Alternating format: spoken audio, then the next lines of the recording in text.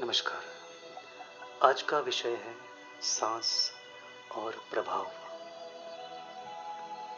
काम, क्रोध, ईर्ष्या, भय आदि तीव्र भावों और तनाव के समय स्वर की जांच करना भूल जाते हैं।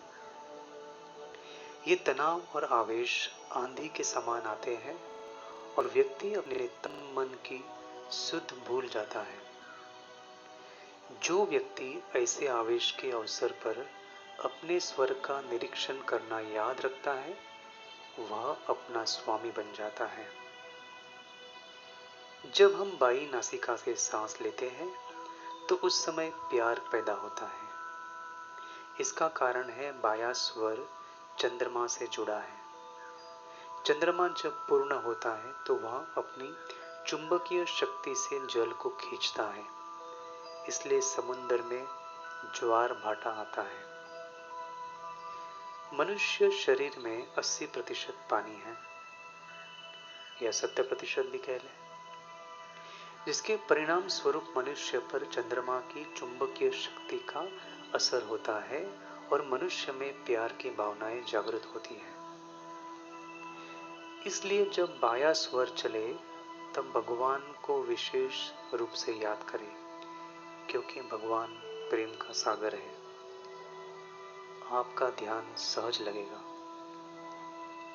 अगर हम भगवान की याद से दूसरों को तरंगे देते हैं, तो जो लोग हमारी मानसिक आवर्ती पर होते हैं, उन्हें भी वह महसूस होने लगती है।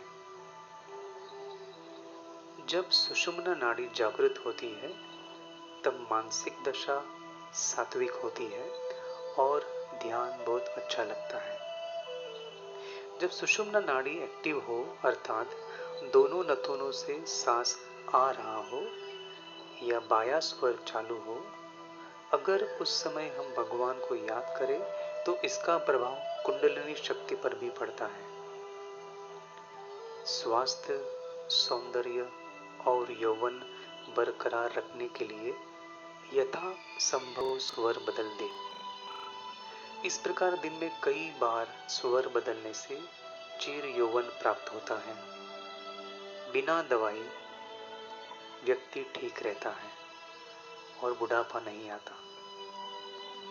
थकावट, आलस्य, निद्रा तथा धूप से उत्पन्न शिथिलता को दूर करने के लिए दाई करवट लेटे और बाएं स्वर को चलन दे। देखना 20-25 मिनट में थकावट उतर जाएगी।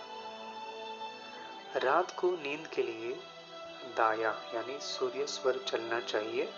नींद अच्छी आएगी, क्योंकि रात को ठंड के कारण गर्मी चाहिए, जो दाएं स्वर से मिलती है।